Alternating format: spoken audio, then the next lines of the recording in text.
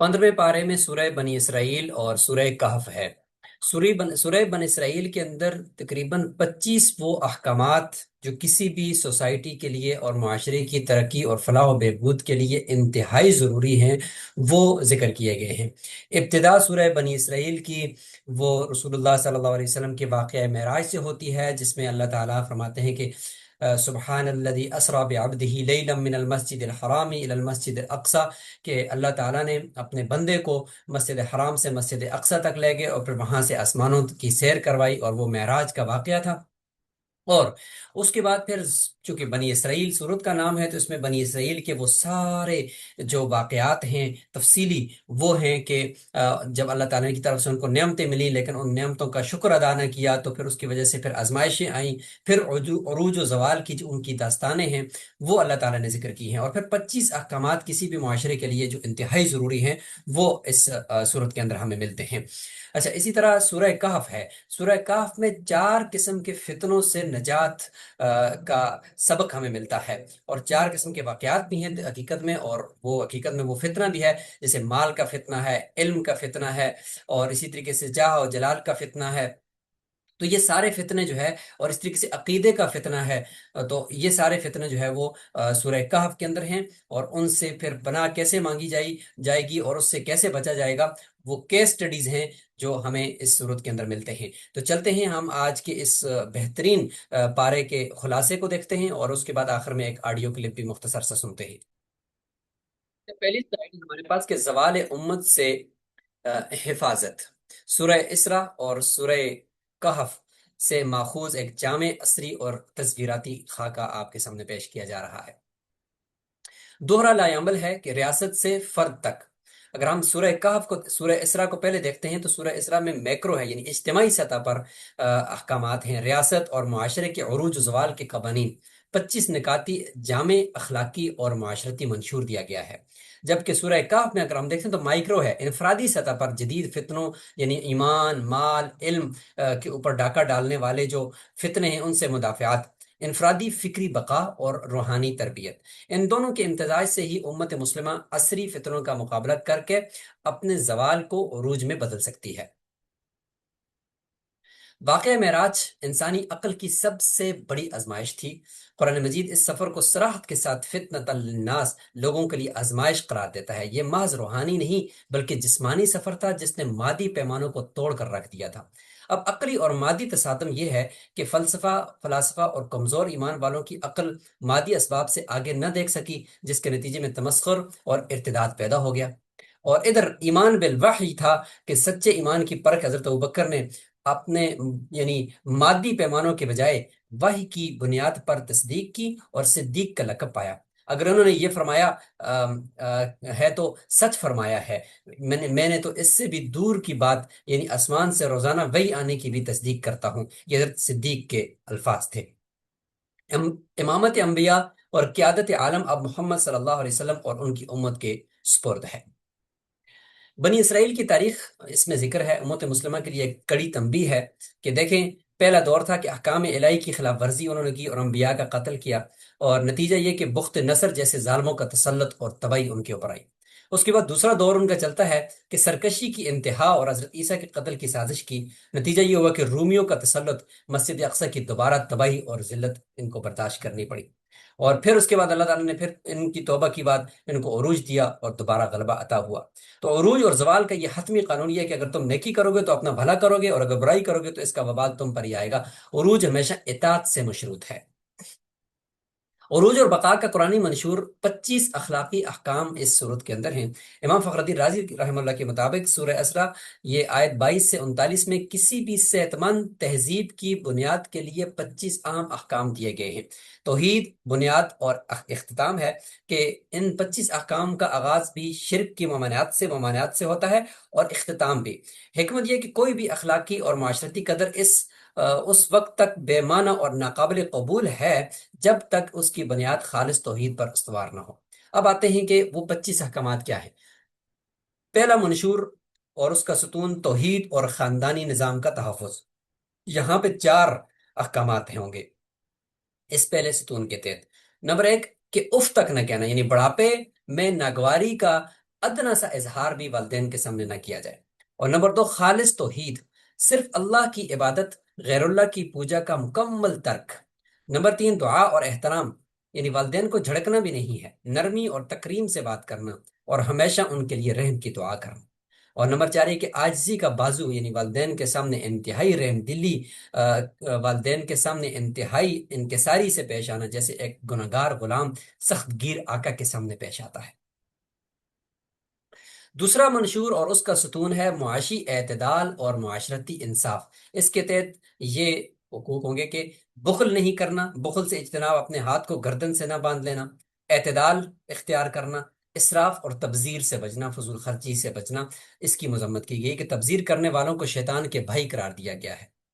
اب دیکھیں کہ مستحقین کے حقوق ادا کرنے ہیں، رشتہ داروں، مساکین اور مسافروں کا مالی حق ادا کرنا ہے، تو بخل سے اجتناب کریں گے تو یہ کرنا ہے آپ نے۔ اور خوش اخلاقی، سائلین کو دینے کے لیے کچھ نہ ہو تو انہیں جھڑکنے کے بجائے نرمی، قول و میسورہ سے بات کرنی ہے۔ اور ناپ تول میں دیانتداری، ہمیشہ درست اور سیدھے ترازو قسطاس مستقیم سے تولنا ہوگا۔ تیسرا منشور اور اس کا ستون، انسانی جان اور اخلاقی حدود، زنا کے راستے سے دوری، کہ زنا کے قریب بھی نہ جانا، یہ نسب اور معاشرے کی تباہی کا بدترین راستہ ہے۔ قتل اولاد کی ممانعت ہے، کہ مفلسی اور رزق کی کمی کے ڈر سے بچوں کو قتل نہ کرنا، رزق کا ضامن اللہ تعالیٰ ہے۔ نہ حق قتل اور قصاص، جان کا احترام کرنا، قصاص میں حد سے تجاوز نہ کرنا، جیسے قاتل کی جگہ بے گناہ کو مار دینا، ایسا نہیں کرنا۔ تکبر کی ممانعت ہے، کہ زمین پر اکڑ کر نہ چلنا، انسان نہ زمین پھاڑ سکتا ہے نہ پہاڑوں کو پہنچ سکتا ہے، لہذا اکڑنے کی ضرورت نہیں ہے۔ بغیر علم کے پیچھے نہ پڑنا، بدگمانی اور جھوٹے الزامات سے بچنا، کیونکہ کان، آنکھ اور دل سب جواب دہ ہیں۔ تو یہاں تک آپ کے سامنے 25 احکامات ذکر ہوئے۔ اب سورہ کہف ہے۔ سورہ کہف میں 4 جدید فتنوں سے مدافعات کا خاکہ ہے، کہ انفرادی سطح پر ایمان بچانے کی ایک عملی تربیت ہے۔ نمبر 1، عقیدے کا فتنہ، کہ اصحاب کہف کا ماڈل ہے کہ الحاد اور شرک سے بچ کر، دیکھیں انہوں نے غار کو اختیار کیا۔ اور مال کا فتنہ، کہ 2 باغوں والوں کا قصہ ہے کہ مادیت پرستی ہے، اور انہوں نے شکر نہیں کیا تو پھر اللہ تعالیٰ نے تباہ کر دیا۔ علم کا فتنہ، کہ حضرت موسیٰ اور حضرت خضر، کہ عقلی طور پر دیکھیں تو موسیٰ علیہ السلام ایک نبی ہونے کی حیثیت سے ان کے پاس سب سے زیادہ علم تھا، تو انہوں نے یہ کہا کہ بھائی اس وقت سب سے زیادہ علم والا میں ہی ہوں، تو اللہ تعالیٰ کو یہ بات بھی ناگوار گزری، اور فرمایا کہ نہیں، آپ سے بھی بڑے علم والے حضرت خضر موجود ہیں۔ دنیا کا فتنہ، بارش کی قرآنی تمثیل دی گئی ہے، عارضی زندگی کا ایک فریب ہے۔ تو یہ دنیا اور مال، یہ اس کا فتنہ انسان کے اندر جب آ جاتا ہے دل میں، تو یہ انسان کو کہیں کبھی نہیں چھوڑتا۔ اب پہلا فتنہ، نظریہ اور ایمان کی حفاظت۔ معاشرے میں الحاد، شرک اور سیکولر نظریات کا غلبہ ہے، تو اس صورت میں کیا کیا جائے کہ جب فتنے کا طوفان ہو تو دنیا بچانے، دین کو بچانے کے لیے فرار، یعنی عزلت اور تنہائی اختیار کرنا انبیاء کرام کی سنت ہے۔ جدید اطلاق یہ کہ اپنے گھروں، مساجد اور دینی حلقوں کو اپنا کہف یعنی پناہ گاہ بنا لیں، تاکہ آنے والی نسلوں کا ایمان زہریلے ماحول سے محفوظ رہے۔ دوسرا فتنہ تھا مادیت پرستی اور سرمایہ دارانہ غرور۔ 2 باغوں والوں کا قصہ ہے کہ ایک شخص نے مال، ٹیکنالوجی اور افرادی قوت کے گھمنڈ میں آخرت کا انکار کر دیا، تو اس کا غرور خاک میں ملا دیا گیا۔ مومن کا رویہ یہ کہ تکبر کے بجائے ہمیشہ ما شاء اللہ لا قوت الا باللہ کہے۔ اصل کامیابی، دائمی کامیابی، الباقیات الصالحات، ایمان، ذکر اور نیک اعمال میں ہے، جو اللہ کے ہاں بہترین ثواب ہے۔ اور مادی اسباب عارضی ہیں، مال و اولاد محض کسی دنیاوی زندگی کی عارضی زینت ہیں۔ تیسرا فتنہ، انسانی عقل اور علم پر تکبر۔ حضرت موسیٰ اور حضرت خضر علیہ السلام کا ہے۔ حضرت خضر علیہ السلام کے بظاہر خلاف عقل کام، کشتی توڑنا، بچے کی جان لینا، ثابت کرتے ہیں کہ انسان کی جو عقل ہے، اس کا کائنات کے چھپے ہوئے تکوینی نظام کا احاطہ وہ عقل نہیں کر سکتی۔ اگر ہم یہاں پہ دیکھیں کہ اللہ تعالیٰ کی جو حکمت اور تکوینیات ہیں وہ کتنی زیادہ ہوتی ہیں، اور اوپر تھوڑا سا اس کا جو ظاہری علم ہے وہ نظر آتا ہے۔ جدید سائنسی اور عقلی ارتقاء پر فخر کرنے کے بجائے انسان کو اللہ کے علم کامل کے سامنے سر تسلیم خم کر دینا چاہیے۔ انسان کا کل علم اللہ کے علم کے سامنے سمندر میں سے ایک قطرے کے مترادف ہے، بلکہ اس سے بھی کم۔ دنیا کی حقیقت، فریب دنیا سے نجات، یہ ایک فتنہ تھا کہ سورہ کہف ان تمام فتنوں کے درمیان دنیا کی عارضی حیثیت کو ایک طاقتور قرآنی تمثیل سے واضح کرتی ہے۔ دیکھیں ابتدائی طور پر بارش ہوتی ہے، اور رونق دیکھیں، سبزہ زار، اور یہ سارا سبزہ کھلتا ہے، اور آخر میں انجام کیا ہوتا ہے کہ خشک اور بکھری ہوئی دھول کی طرح وہ ہو جاتا ہے۔ تو تمثیل یہ ہے کہ دنیا کی زندگی اس بارش جیسی ہے جس سے زمین کی نباتات خوب گھنی اور سرسبز و شاداب ہوتی ہیں، لیکن آخر کار وہ خشک ہو کر چورا چورا ہشیم ہو جاتی ہیں، جنہیں ہوائیں اڑا کر لے جاتی ہیں، جیسے کہ یہ ہے۔ تو یہ پوری ایک زندگی کی مثال ہے۔ سبق یہ ہے کہ انسان اپنا مطمع نظر اس عارضی دنیا کی تعمیر کے بجائے ابدی اور روحانی منزل کی طرف مرکوز کر دے۔ تو ہمارا عصری لائے عمل اور ایکشن پلان یہ ملتا ہے کہ سورہ اسراء اور سورہ کہف کی روشنی میں، نمبر ایک، وحی کی بالادستی۔ سائنس مادی علوم اور انسانی عقل کو تکوینی اور الہی حکمتوں کے تابع تسلیم کرے، اور اس طریقے سے خاندانی نظام کا دفاع، کہ معاشرے کو اخلاقی زوال سے بچانے کے لیے والدین کے احترام اور پاکیزگی حیا کی قرآنی حدود کو نافذ کریں۔ تیسرا یہ کہ مادیت کا رد، ٹیکنالوجی اور دولت پر انحصار کے بجائے اپنی توانائیاں باقیات و صالحات کی تعمیر پر صرف کریں۔ اور چوتھا یہ کہ روحانی پناہگاہوں کا قیام، کہ فتنوں کے اس دور میں اپنے گھروں اور مساجد کو اپنا کہف بنائیں تاکہ نسلوں کا عقیدہ محفوظ رہے۔ اور حتمی نتیجہ یہ ہے کہ زوال سے عروج کا فارمولہ سورہ اسراء کا معاشرتی اور اخلاقی منشور ہے، سورہ کہف کا انفرادی اور روحانی دفاع ہے، امت مسلمہ کے عروج کی یہ نوید ہے۔